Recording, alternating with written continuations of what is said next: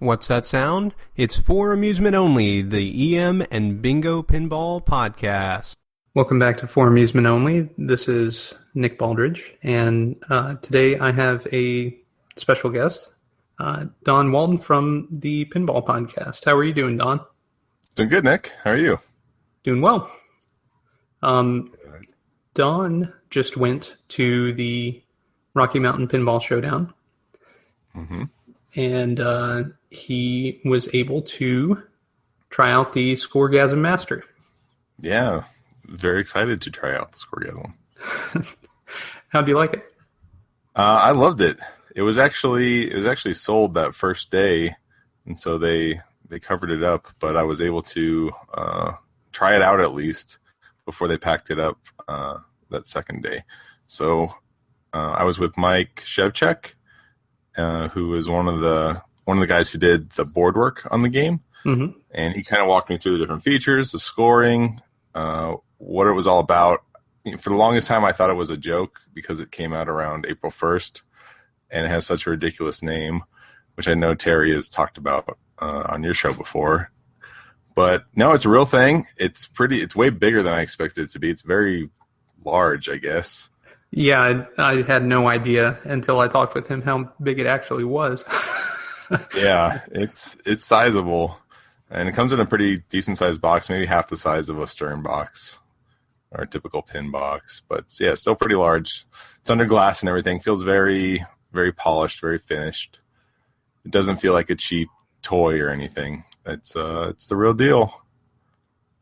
It looks great from pictures. But as far as the gameplay, what did you enjoy about that?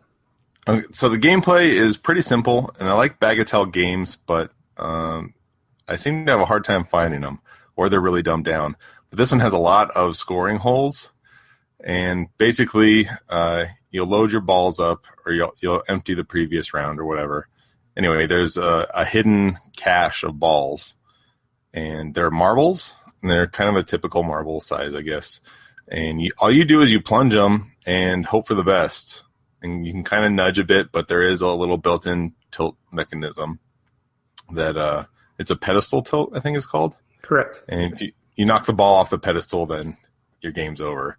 So it's kind of an honor system thing where you can't get the ball back on the pedestal without resetting the whole game anyway.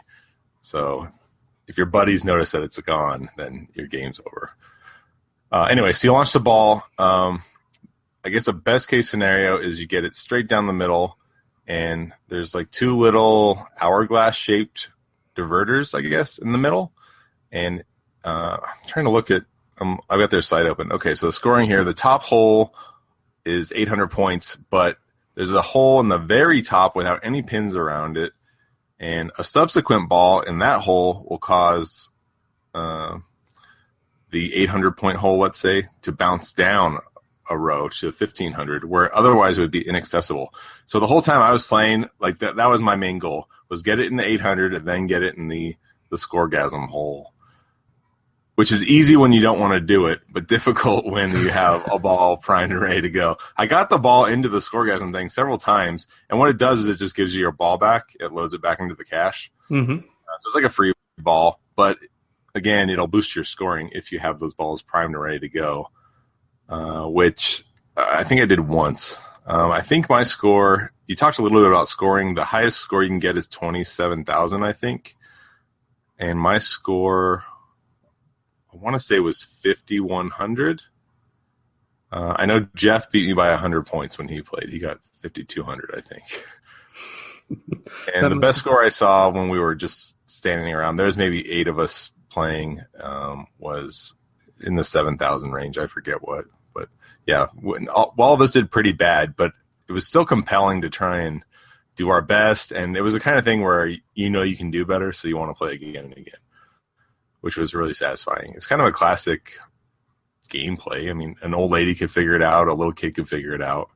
There's not much to it, but it's still compelling. There doesn't necessarily need to be, though. No, yeah, you're right. How many balls does it give you? I think it gives you 10. 10, okay. It might be 8, but I think it's 10. And one of the balls is 10 would be what? Typical? Typical for the era.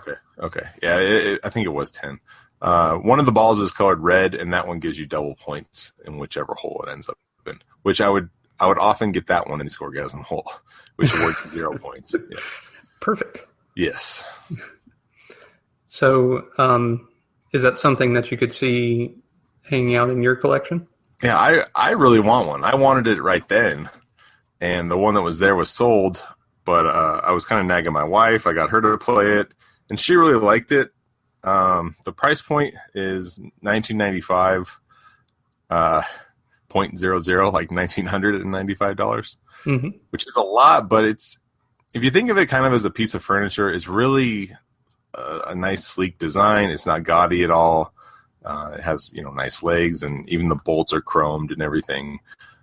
I don't know. I could see it as something you keep in your house, and the grandkids end up playing someday, which might be a little over the top, a little presumptuous. I don't know if the resale market is going to be there on these.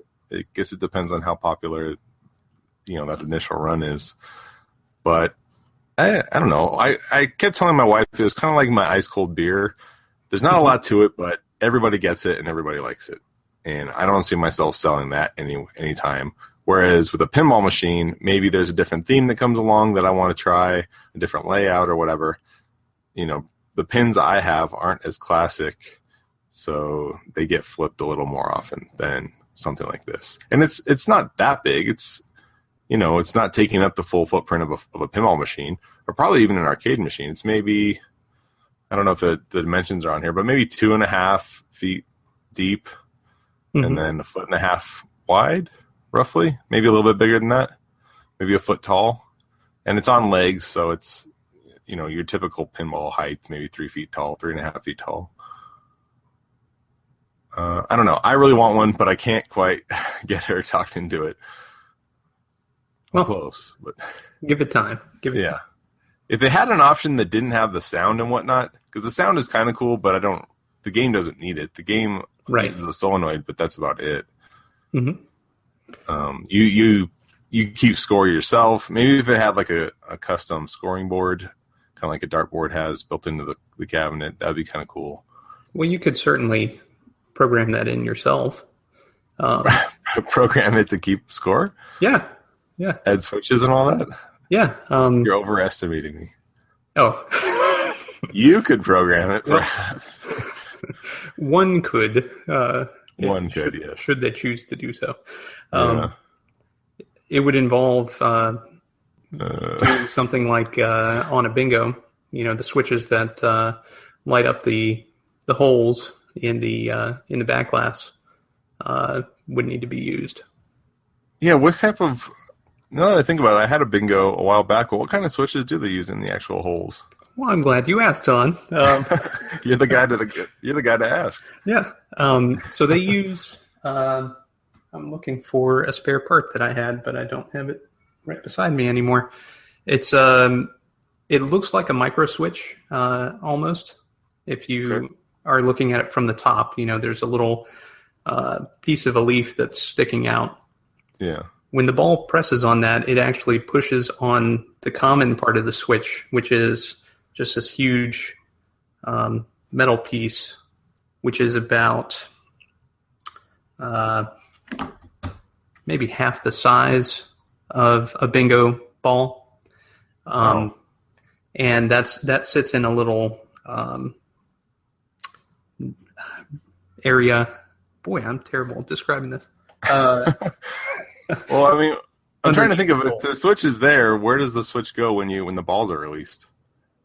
When the balls are released, it just releases. So the ball, when it sits on it, it just pushes it in because there's no room. It has nowhere to go. It doesn't push it down. It pushes it in. Okay. I'm thinking of it differently then. So the ball's not sitting on it. Well, the ball's sitting on it, but sideways, not... The ball's basically crowding it out. Yeah. Okay, that makes sense. And so you could do something like that if you really wanted to. But, you could do something like that, yes.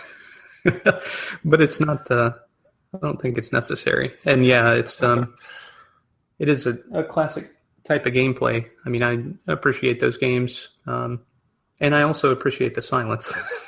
So, Yeah. This one, if you get it in the Scoregasm hole, it plays. I think there's either 20 different sounds or 40 different sounds. I want to say 40 actually. whoa. That are programmed in. It might be anything from like a coin drop or somebody gasping or somebody whistling like a cat call. Mm-hmm. They're just random, but it also has 5 songs and there's buttons on the back, kind of like the operator buttons on any other game, any other pin.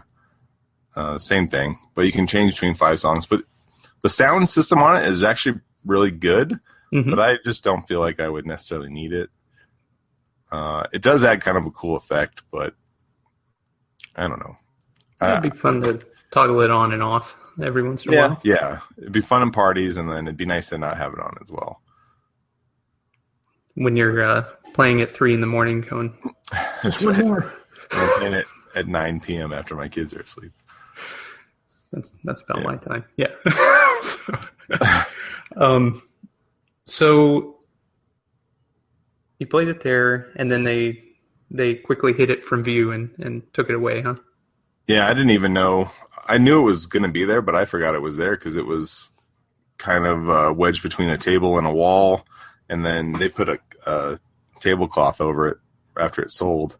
And I wondered, I think I asked Joe Case, why'd you guys cover it up? What's the deal? They don't want anybody playing it? And they said that some kids were being really rough with it throughout the day, and they just didn't want anything to happen. I think it's built to handle the abuse, but since it was sold, it would be a shame to have something happen with so many non-pinball, members of the public there, just kids and whatnot. The shooter rod feels like a pinball shooter rod, but it's a bit shorter. It's maybe 3 inches shorter. But everything felt really nice and solid, and it does not have a coin mech, but it feels like it could. It's that level of quality, I felt anyway. A lot of it is 3D printed. I noticed even when you kick the ball in, there's like a little 3D printed plastic that keeps the ball from dinging up the wood, and that was starting to misshape just a hair. So they had talked about putting a piece of metal there or something, which would totally fix the issue. But it's kind of cool seeing the 3D printed pieces in there, and it doesn't take away from the game, and doesn't make it look cheap or anything. It looks cool. I mean, it looks polished, nice. So How many of those? one thing that really impressed me was the legs. Yeah. The legs are really nice, really bright chrome on the the hardware, I guess, and then they're painted. They're black with like red lines inside inlaid. Which is really cool. Yeah, looks very sharp. It sounds quite attractive. Like Rockola legs. Are they in that deco style? Yeah, yes, very similar to the Rockola legs. I think they're a little bit thicker though. Rockola always feel like they're gonna fall over to me. I know they can take it, but Well, they are pretty old. they're old. Well, yeah, but they have like that. They're real thin. The Rockola legs, kind of that high center of gravity. I don't know. I guess I've never seen one knocked over, but you don't see them that often. Period. Maybe because they're knocked over. Yeah, you don't want to be the first. No. Smash. How many 3D printed parts can you see above the playfield? Because I got the impression it was just like some internal mechanisms and so forth. Oh no, the pedestal, the tilt pedestal thing. Well, I knew that. Yeah. Both parts are 3D printed. The hourglass shapes in the center are 3D printed. Oh, really? Yep. Yeah. Huh. I want to say the shooter rod or whatever, all 3 rods. I think the honeycomb, or what's it called, beehive. The beehive, yeah. Yeah, the beehive. I think those were 3D printed. Really? If I remember right. And then whatever that little black plastic thing is, kind of where the ball kicks out, that's 3D printed as well. A little cover. I don't know. Cave. Yeah, I think that was it, though. The lifter cover. The lifter cover. There you go. Huh. That's interesting. There's a lot more visible than I thought. I knew that there was a small piece of the lifter underneath that was 3D printed, but didn't realize there was so much above. Yeah, I didn't get to see the inside. I think there are pictures on there. on the WordPress site, maybe. Mm-hmm. Yep. I've seen pictures of it being put together, but I didn't get to see it in person. I'm not sure how the glass comes off either. I don't know. It was late at night, and he was kind of just like, "All right, come take a look at it. Don't draw attention. Don't make too much noise. Yeah. Don't be rough like he was the young cranking up cuffs. Is it? Yeah. Don't attract any children. Yep. So you had mentioned that you'd owned a bingo in the past. Yes. And I wanted to talk with you for a moment about that as well. So, Sure. sound more excited about it, Don. A moment's about all I know on that thing. All right. So what machine was it? Was it a Bally Hawaii? Yeah, it was a Bally Hawaii, and it weighed about 900 pounds. Mm-hmm. I paid $100 for it from some guy who had the original receipt from like 1981, I think, where he had bought it off of a casino, I think, in Kansas or Kentucky. I think Kansas. Anyway, so he'd had it for almost 30 years or so. So I bought it, and a friend and I spent 10 hours straight one day just working on it, trying to get it going. And we got it up to 5 balls, plunging and scoring and the whole deal, but it just would not do the last 3 balls. It was an 8-ball game, or at least it came with 8 balls. Mm-hmm. And it looked really cool. There's so much crap in there. We didn't know what was going on. And after that, we kind of sat there just long enough for me to forget what we fixed. Mm-hmm. And there was another guy in town who's in his 80s, and it was really nostalgic for him, and he wanted a project. So I just gave it to him to let him work on it. So we moved it for him and got it set up and all that stuff. And he moved it a couple times around town. Wow. He can never get it going. He gave it to another friend, the one that helped me the first time. He gave it to that guy, my friend David, and he worked on it for a while. And I don't know if he still has it or if he gave it to somebody else. Wow, that thing's been passed around, huh? It has, yeah. Nobody's got it going. It looks complete, I think. I ended up drilling out all the locks on it because we couldn't get into it. And I think, would it have 2 doors on the side? Yes. One for adding credits and one for the coin box. Yeah, one is a hidden coin box, and then the other is a service door of there you go. Questionable use. Yeah, for adding credit. I know that's how we were able to get the game going. Is we stuck our hand in there and pushed something. Oh, that's a good. Very informative, I'm sure. Yeah, right. Yeah, right behind the door is a mechanism called the comeback key, and there was another key that was shaped like a bicycle key that you could stick in to rack up credits, like service credits. Yeah, I believe you. And okay, so you had all 5 balls shooting, but couldn't get the extra ball working. Yeah, maybe so. Maybe it was a 5-ball game, and so the other 3 were extra balls. Yes, I guess that does make sense. Yeah, there's only one game that was not a 5-ball bingo that Bally made, and it was a 3-ball. So it's a weird one, but okay. But Hawaii is actually the sister game to Double Up, which is you can see in the background there. Oh yeah, and so it's got one extra feature that Double Up doesn't have. But what's interesting is if you had it shooting 5 balls and scoring, that's like 99% there. We were almost there, yeah. Yeah. So close. So close. It probably still does that. Who knows? Well, that's good. That's good. So I guess my question is, that's a 20-hole bingo. Have you ever played a 25-hole bingo? I don't think I've played any bingos. Okay. I've seen a couple others broken, like mine, but I can't recall seeing any working ones. No. Fair enough. I haven't made it up to Richmond yet to raid your collection. It's sitting right here. So, waiting for you. Yeah, they're interesting. The 20 holes play completely differently from the 25. Where do they add the extra 5 holes? So just totally different layout? Yeah, it's just a different layout. And what's interesting is that there are no holes which are of no value on the 25-hole bingo. But on the 20-hole, like on Hawaii, there are 4 holes, those star holes, which are completely useless. Oh. I thought that was to get your star lines or your mystic lines or something going. No, the stars count as your 5th in any given section, but they only count for the 5th. So if you had 2 others in the same section and the star, it wouldn't count as 3. Okay.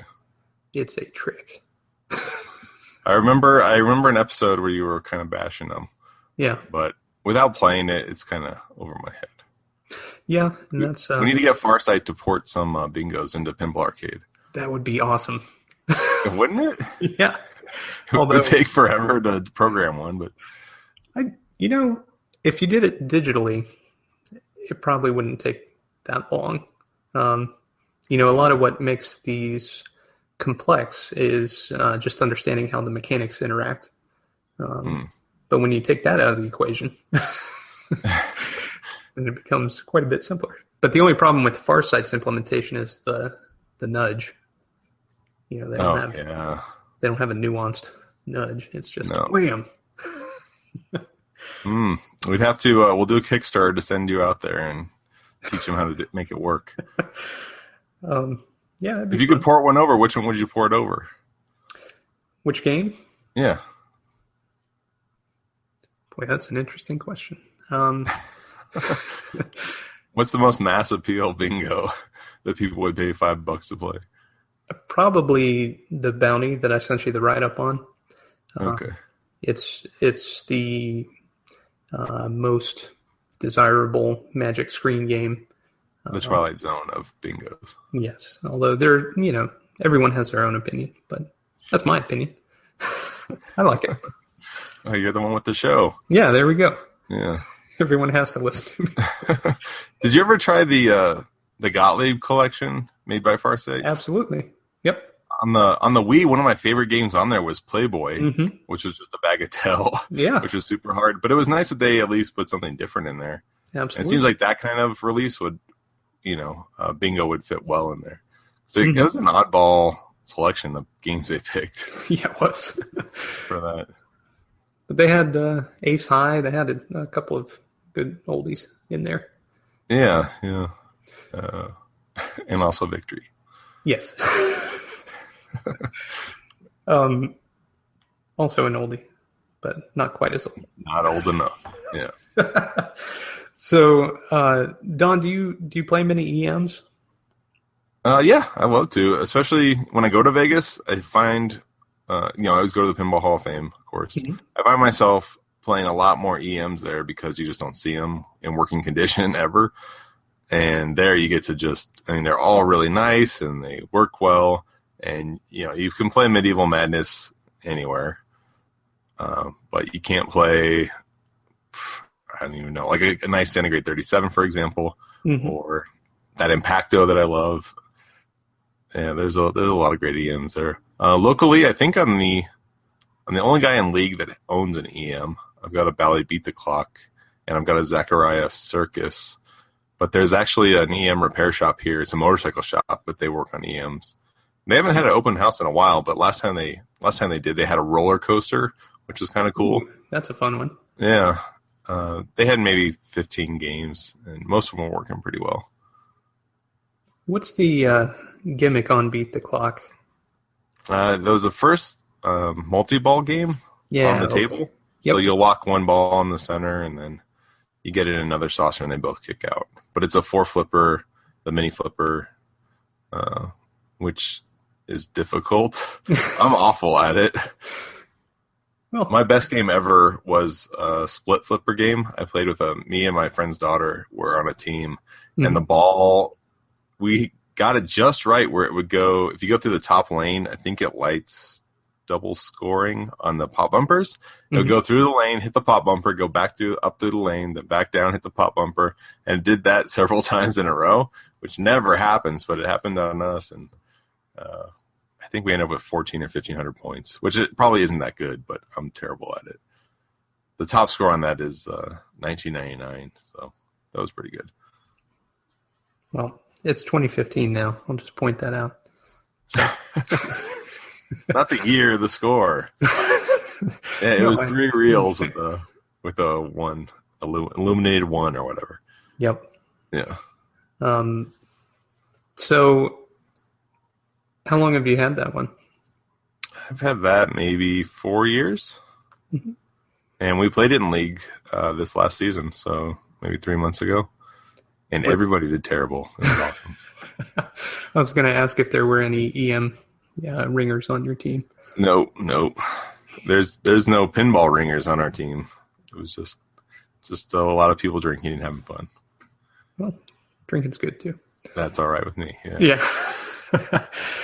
So, your circus, is that a project or is that complete and working? It's sort of a project. I actually haven't touched it in a while.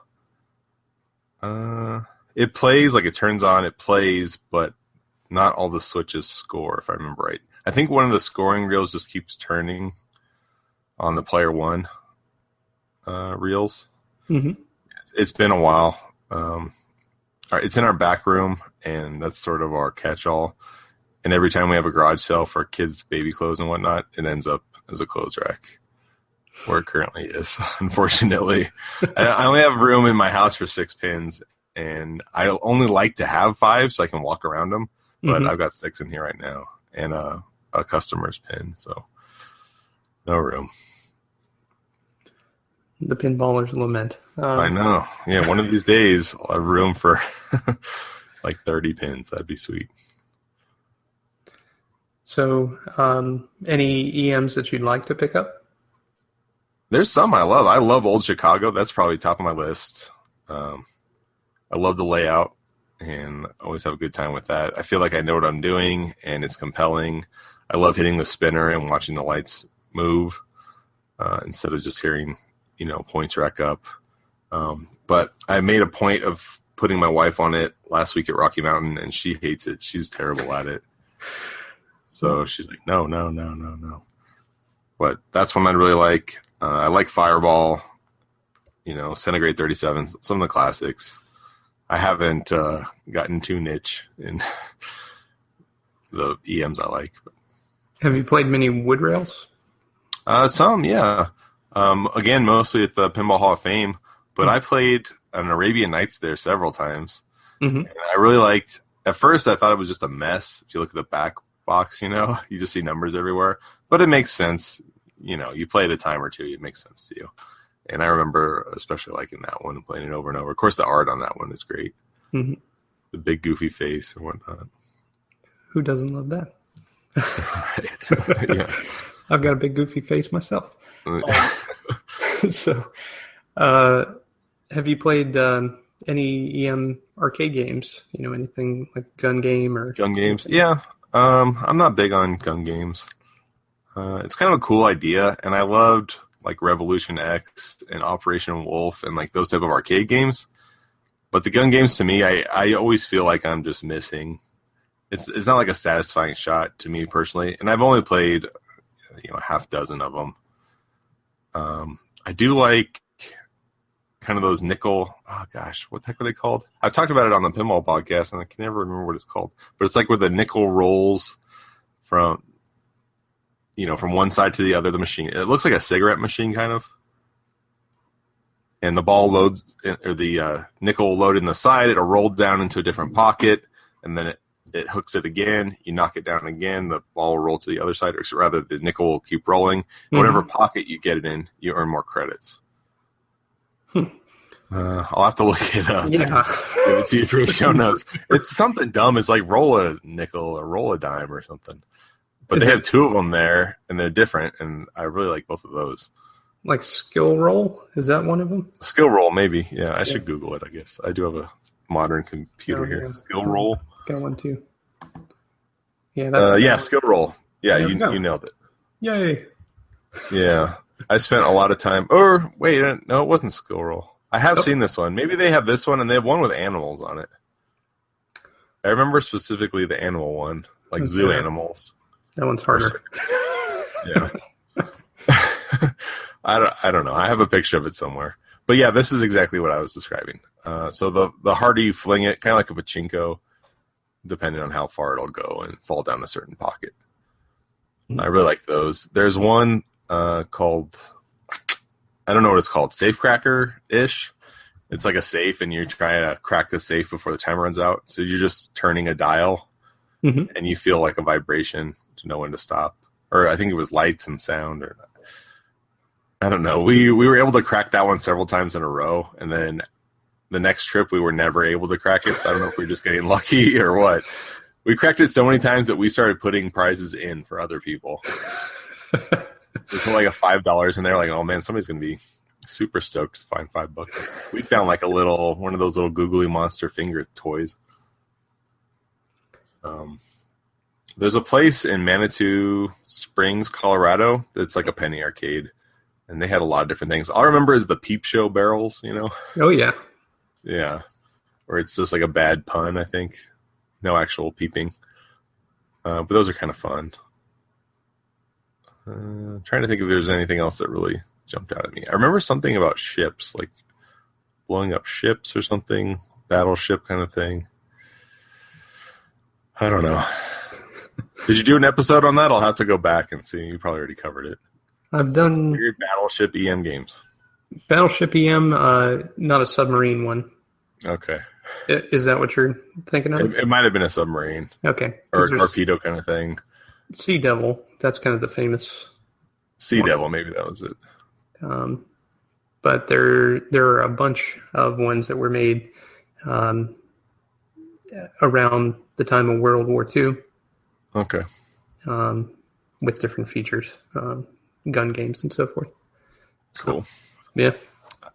I haven't tried the bowlers with like the little dude, the bowls. I haven't tried one of those, but those look really neat. The mannequin bowlers, yeah. Bowlers, yeah. Those are quite appealing. Yeah. I tried one where you're the bowler, and it's like a miniature bowling alley, and those are fun. But the mannequin, I tried a mannequin basketball game, which is kind of cool, but the bowlers look even better.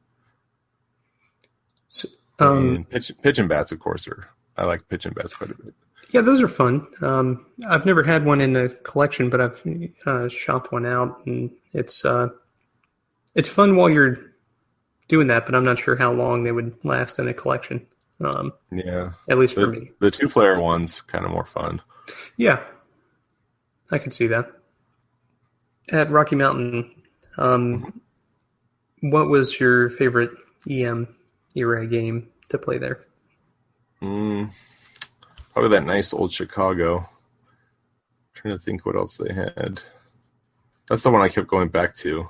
And it's there every year, so I kind of look forward to playing that one. And your wife was shooing you away from it? Yeah. Not we this one. didn't spend that much time playing together, but she just didn't like that one.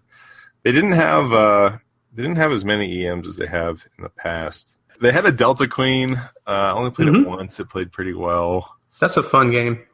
Yeah, and they had something like right next to it. I keep thinking of like they had a Medusa there, but that's not an EM.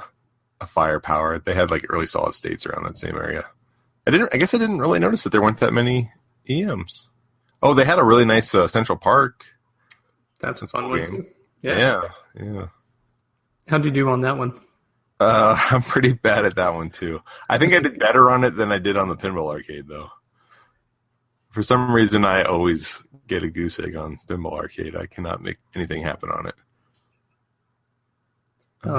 Yeah, just tap the screen once and it'll shoot back up to the arch. Boom.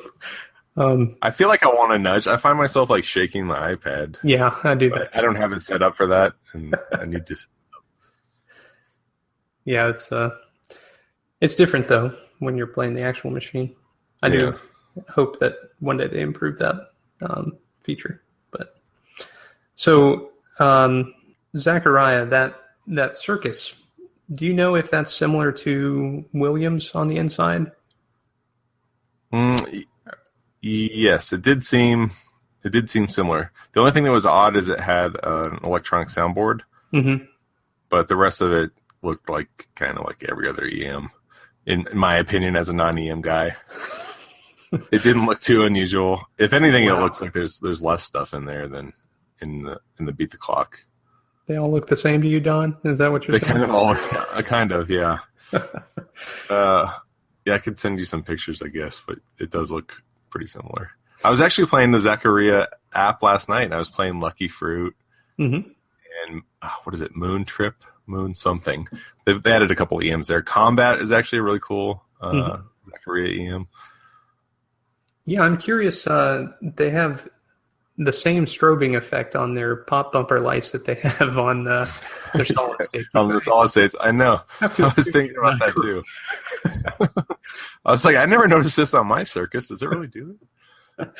Okay, well, that's good to have confirmation. Yes, yeah, they got the same thing. I don't see any. I don't think I've ever seen a Zachariah EM. I have seen a couple solid states, but yeah. So you're head to Papa or Replay FX or whatever. I know they have an aerobatics. Those places are far away. It's gonna be a lot closer for you than me. How far is? I don't know, 8 hours, something like that. Oh, that's nothing. Hitch a ride with Taylor. Not bad. I could do that. Yeah. So you're the only EM guy locally that you know? That's in League, yeah. It's in League, that's right. So, and you mentioned a motorcycle shop that has like an open house, and they... Yeah, EM Pinball Albuquerque. They kind of, whatever they're working on at the time, they own, at the last time anyway, they own maybe 5 or 6 EMs of their own, but then they'd be working on another 10, and that's why I was saying they were in mostly working condition. Kind of depends on how far they were into each game, but they had them there for us to stress test, I guess. And it's pretty fun. Do bingos and EMs show up on your Craigslist or? I should pull it up and see if there's any on there. There was a bingo on there that I told you about. I don't remember what it was. It was like midget lines, no, mystic lines or magic something. I think it was a Tahiti. I might be wrong. Doesn't ring a bell. But it turns out one of the guys in our league owned that game, and he's the one who posted it. Because he was in a similar position, and he was just trying to get rid of it. There's a Super Score on here for $600. There's an Argosy for $500. They pop up now and then. They're usually really overpriced. Like, they're usually $1,500 and up, even for a beat EM. Really? Unfortunately, yeah.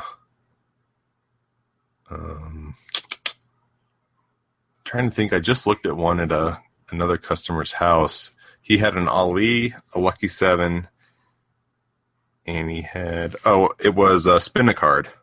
And actually, one of the other guys in the league has a spin a card as well. That's why I was like, oh yeah, I know that game. But he doesn't quite have it up yet. He has it close, and it's in pretty nice shape. So it'll be nice to kind of throw that in. Yeah, freak everybody out.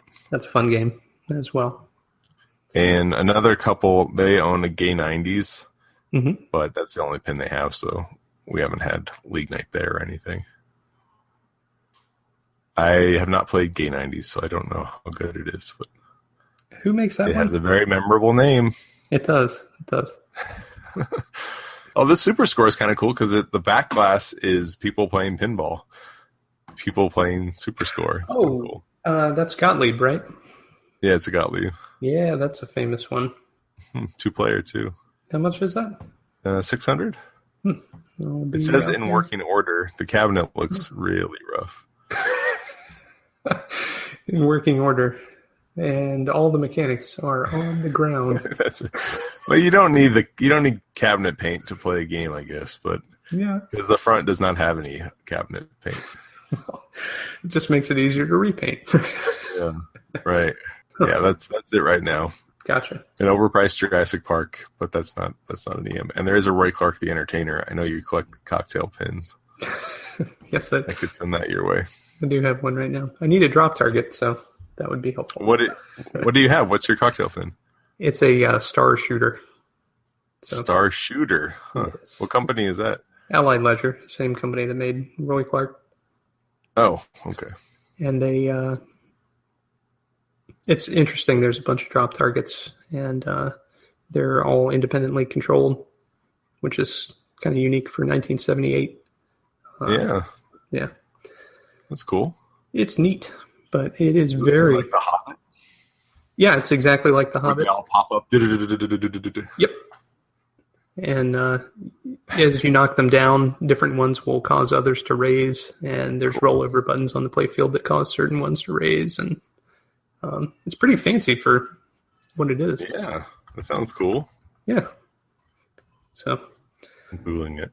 I've got a Star Battle made by Coffee Mat. Yeah. That's an interesting one. Do you have it working? No, I got it like the month my kids were born. Mm-hmm. And so it's been a coffee table for 2 years now. Gotcha. It lights up, but whatever coffee table we had, they stood on and broke. So then I put that there so that they could not knock it over. Well, that's probably a lot sturdier. Oh yeah, it's pretty heavy. This Star Shooter looks pretty cool. It is cool. Thanks for noticing. Yeah. Well, a lot of people knock the cocktail pins, and some of them are pretty boring, but not all of them. Some of them are actually pretty fun. Yeah, they had some interesting layouts. So the big knock against them is the plastic mechanisms. Every mechanism is plastic. Oh, so, like the flippers and stuff? The flippers, the pop bumpers, the out hole, the drop target. I mean, everything. Wow. Plastic. So slings, I mean, wow. You name it, plastic. So stuff breaks. And there's no replacements. There's John Robertson up in Canada. I don't know if he bought out a warehouse full of Allied Leisure stuff years ago or what the deal is, but he's got some pieces, but that's pretty much it.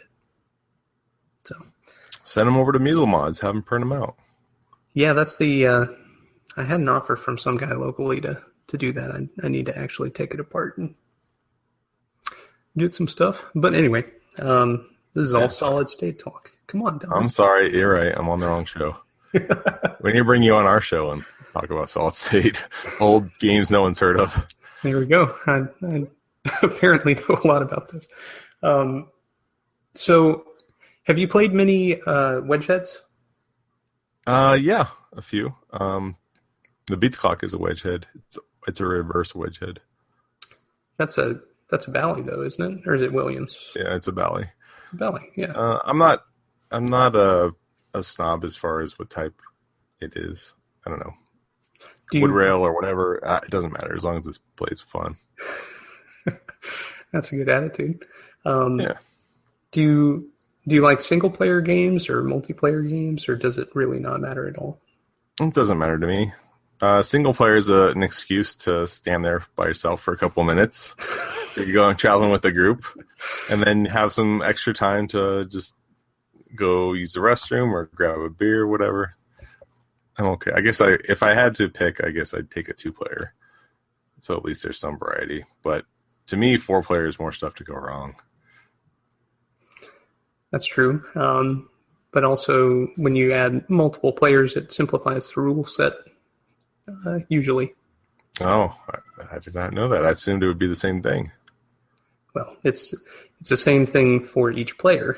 But, when you have a choice between single and multi, usually the single player has a deeper rule set, I guess you'd say. So, good to know. I'm learning something. Hey, good for something. That's me. I was saying, I don't know if I told you, but I was telling somebody the other day that this podcast is, maybe not this episode, but this podcast in general would be a good resource in the future. Kind of like Clay's repair guides. I did see that. Thank you. There's a lot of information here you're not going to necessarily find anywhere else, but will still be relevant in a year, in 5 years, in 10 or 20 years when somebody's going through a game from their grandparents' garage or whatever. They say, I wonder what Don had to say about this. Yeah. Skip. Click. So, have you played many flipperless games? No, I'm not. Those Rockola games, Jigsaw and World Series is all that's coming to mind. I can't think of any like big body flipperless games I've played. I'm sure there are some, right? Oh yeah. Yeah. So, No.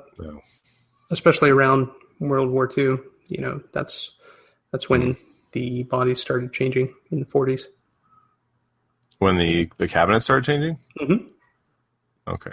And so they got bigger and got to basically a standard size. Yeah. They're smaller than, your typical metal rail cab, but they're still pins? They're still pins, yeah.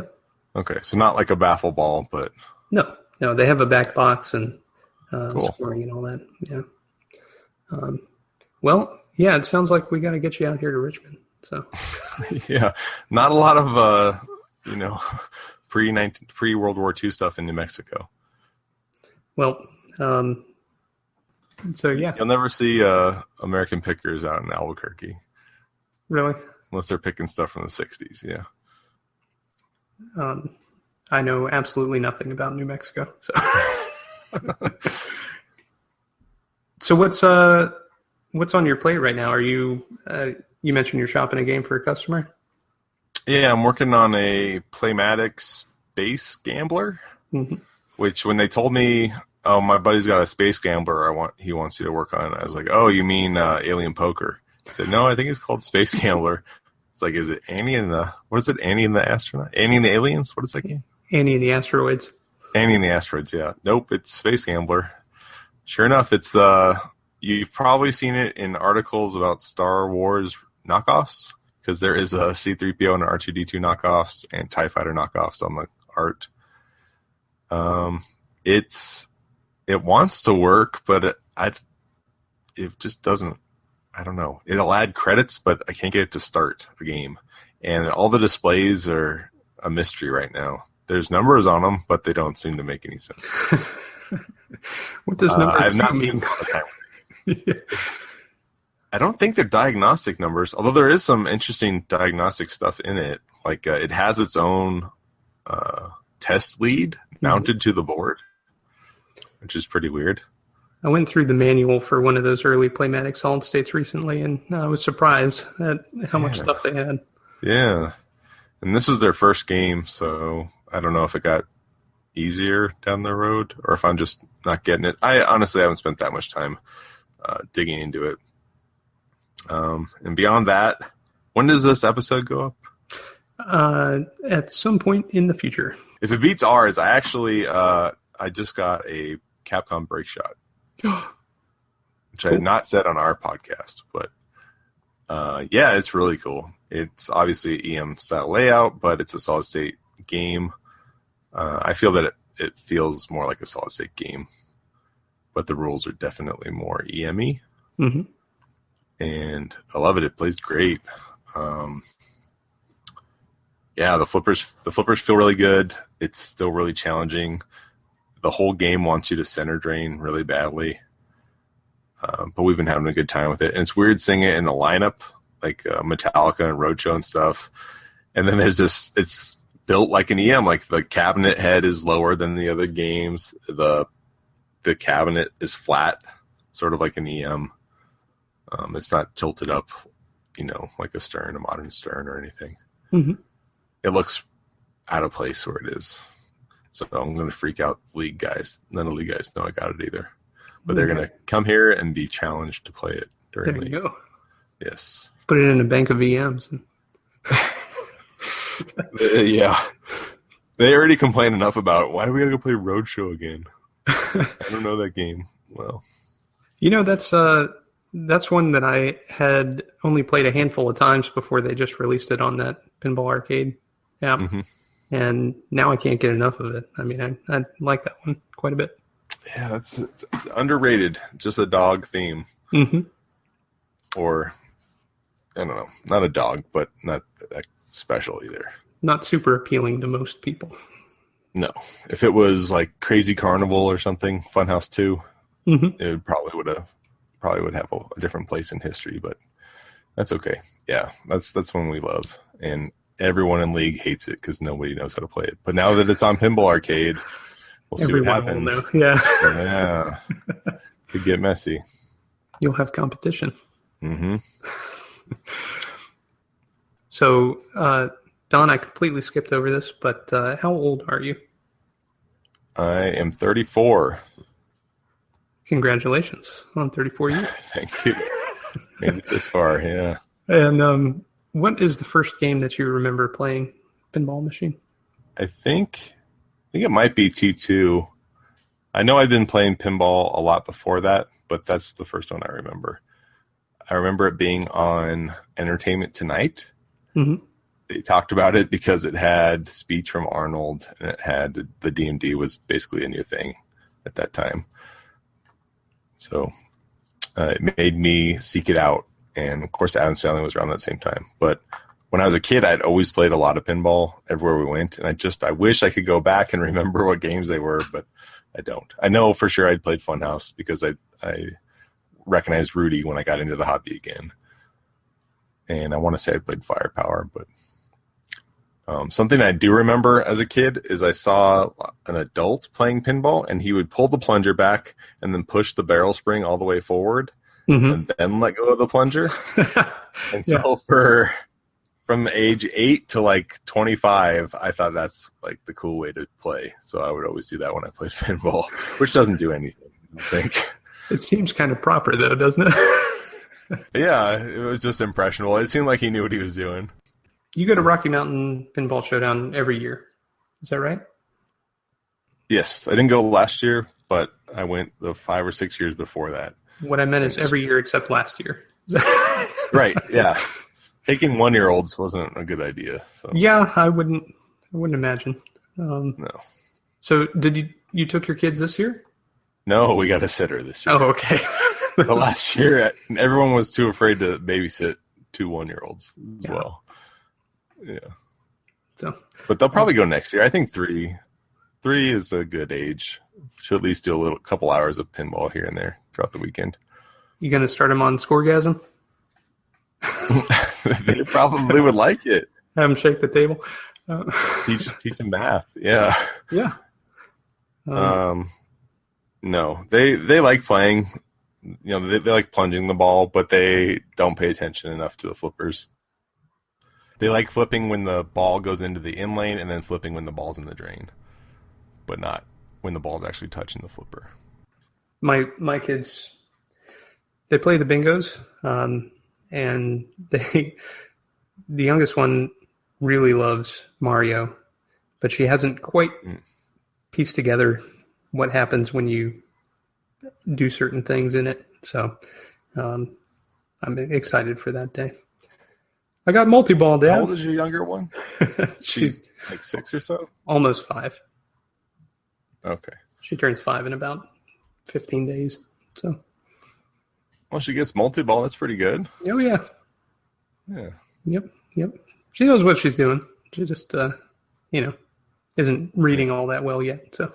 Oh, I get you. That doesn't help. But repair.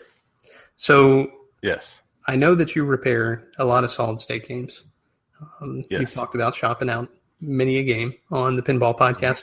But how do you feel about shopping out an EM? Scared? I don't mind shopping them out. If they don't work, I'm a little more gun-shy. Typically, I get a lot of phone calls about fixing games, and if it's an EM, I always ask if it has what the displays look like, because most people don't even know what game they have. And if it's an EM, there's another guy in town I usually refer them to. But I don't mind going with him and learning a bit more. I've done that in the past. I do want to become proficient at them, and I shouldn't be scared, but I have that mental block where it's over my head still.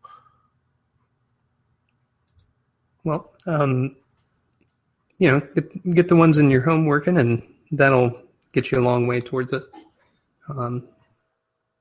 Figuring out how the schematics interact with the game. It's a lot more direct with an EM than with the solid state machine, where you have a manual that kind of gives you the theory of operation. Unless you're talking about a later EM. So, now, I forgot to mention on that Hawaii bingo, we did have all the schematics. We had the manual and these huge, like, blueprint type rolls of schematics. Yep. That were a big help for David. Not so much for me, but oh yes, it's nice to have. It's almost. I mean, for me, I enjoy using schematics and figuring out how to fix stuff through those. But for me, I have to have them in order to work on pretty much anything. And I'm pretty terrible about needing the paper. So if all that's available is a digital schematic, I tend to be pretty bad. I'm the same way. I want that physical thing there to be able to reference. For some reason. It does, yeah. I don't know. I think Stern forced my hand there, because the Stern manuals they're only online, and they're really hard to get, and they're really difficult to read. And so it just made me like comfortable with the nice Williams manual in my hands. Know what I'm doing. Yeah, and those bingos were some of the first games with a manual and a schematic. So you had both. And nice. It's helpful. Yeah, I can't imagine. Can you imagine being the dude that had to write that schematic on a bingo? Smart guy. Well, you probably could. Yeah, smart guy. Yeah. No, not me. But yeah, the guy who did that, who designed most of the bingos, was an incredibly smart guy. And just quite the thinker. Was it just one guy? It was mostly just one guy for Bally. And United, it was mostly just one guy there too. Wow. Yeah. Are they still around? No, they both passed. So They both passed. But yeah. Well, Don, thank you very much for coming on. And if anyone hasn't, for whatever reason, listened to the Pinball Podcast and they listen to me, I highly recommend that you check them out. It's Don and his buddy Jeff, and they talk mostly modern, but occasionally they slip in some EM talk. Yeah. Especially just when to quiet up. Badger. Yeah. That's right. Don, what's the website? Thepinballpodcast.com. Thepinballpodcast.com. So hard to remember. Right, I know. It's a tough one. Yeah. Well, thank you again, and I look forward to talking with you more soon. Yeah, thank you, Nick. Thanks for all you're doing for that side of the hobby. Huge help over there. Huge asset. So thanks for sharing your knowledge. Absolutely. And thanks for having me. Thanks, Don. Talk to you soon. All right, take care. Bye. I want to thank my guest, Don Walton. Thank you again for listening. My name again is Nick Baldridge. You can reach me at foramusementonlypodcast@gmail.com. You can listen to us on iTunes, Stitcher, Pocket Casts, via RSS, on Facebook, on Twitter at Bingo Podcast, and you can find me on Instagram at nbaldridge. You can also listen to us on our website, which is foramusementonly.libsyn.com. Thanks very much for listening, and I'll talk to you next time.